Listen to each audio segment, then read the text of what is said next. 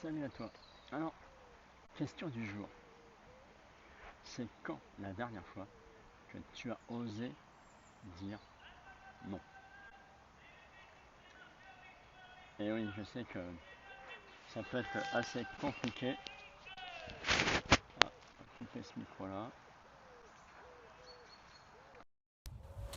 Voilà. Découvrons, je me perds là. Je regarde les trous, pas de tomber dans les trous. Oui, donc découvrons ensemble aujourd'hui quoi faire pour oser dire non, même quand c'est compliqué. Même avec des personnes qui te font peur un peu. Osons le dire. Alors bonjour à toi, je m'appelle Patrice et j'accompagne les timides justement à libérer leur leadership pour vivre des relations professionnelles sereines avec assurance et confiance.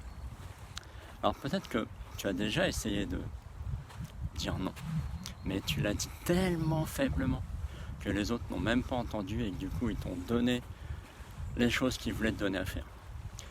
Tu as peut-être aussi gueulé tellement fort parce que tu en avais marre que tout le monde vienne te voir et que tu dises oui.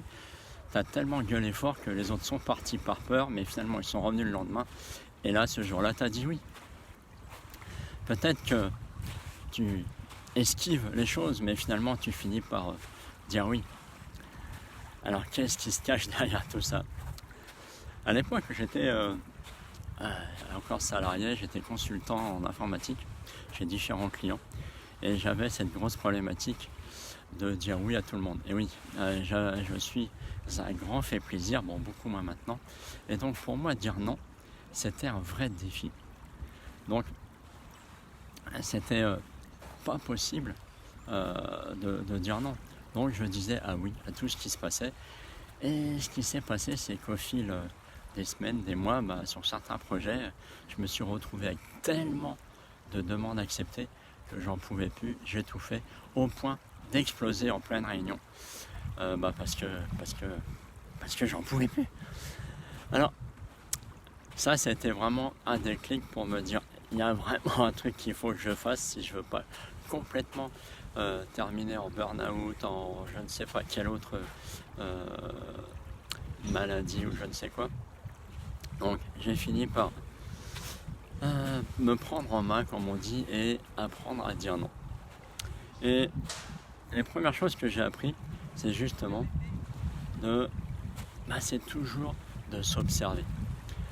Donc, la première chose là, c'est lorsque tu dis oui à quelqu'un et qu'en fait tu voulais dire non, comment tu te sens? Qu'est-ce que ça te fait vivre? Quelle émotion tu ressens? Quel sentiment? Quel ressenti?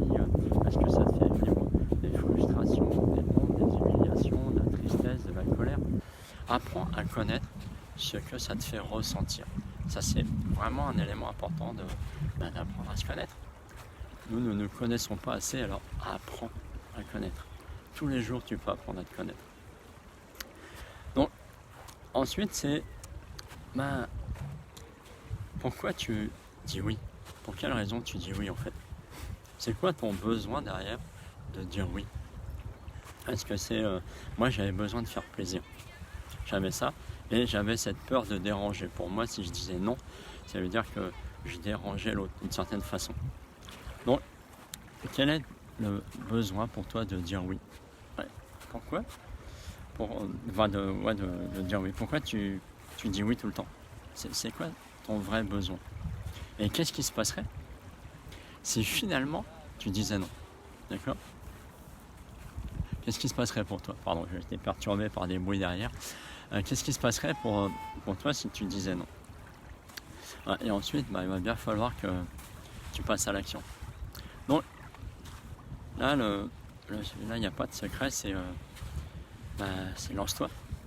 Donc, le conseil que je te donne, lance-toi avec des noms, avec des amis proches, ta famille proche qui est bienveillante, qui sera capable d'entendre le non, même si elle peut être surprise parce que tu dis tout le temps oui.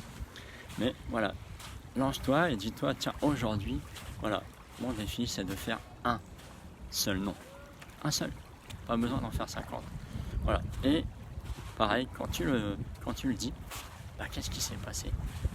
quelle émotion tu as vécu, quel sentiment, voilà, qu'est-ce que ça te fait vivre en toi de dire non. Prends conscience de ce que tu ressens. Et ensuite, continue et fais ça tous les jours. Tous les jours, lance-toi ce défi de j'en fais un, j'en fais deux, j'en fais trois. Après, c'est aussi moi je sais que j'ai un manager qui m'avait raconté ça, lui, il avait la grande peur de dire non, et il disait oui à tout. Ce qui fait qu'il avait un agenda, mais qui débordait en dehors de ce qu'il avait à faire dans son boulot, tellement il disait oui à tout. Et il s'est fait coacher, lui, justement, et en fait, il a fini par dire, il m'a dit, j'ai dit non à tout. J'ai refusé tout. Il dit, c'était compliqué, mais j'ai commencé par 1, puis 2, puis 3. Et le jour où il s'est aperçu qu'il disait non tout le temps, il a commencé à dire oui. Mais dire oui, à des oui mesurés, des oui importants pour lui, pour des rendez-vous importants, pour des échanges avec ses collaborateurs importants. Voilà, il est revenu après oui, mais des oui mesurés, contrôlés, pour lui permettre de reprendre le pouvoir. Donc, c'est ce que j'ai fait. Une fois que j'ai passé une période qui a duré quand même plusieurs mois pour apprendre à dire oui au fur et à mesure, j'ai accentué au point de refuser toutes les demandes. Je disais non à tout, mais quasiment à tout.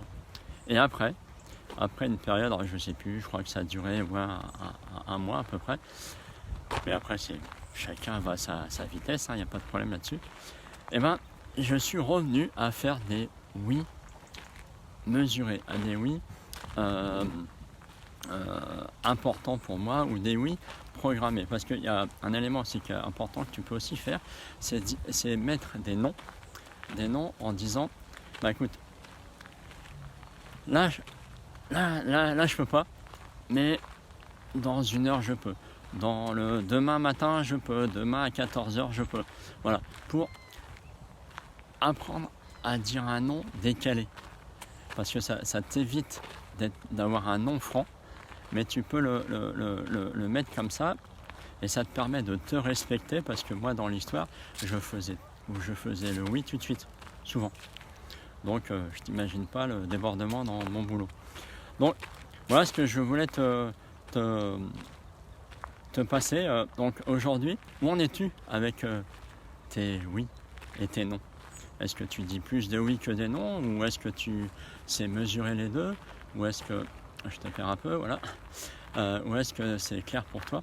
Donc voilà, prends conscience de où t'en es, et écoute, si aujourd'hui, toi qui regardes cette vidéo, tu fais partie de la famille des timides, tu trouveras en lien ci-dessous le lien pour télécharger mon dernier guide PDF sur les 3 clés pour t'aider à sortir de ta timidité, même avec la peur du regard des autres.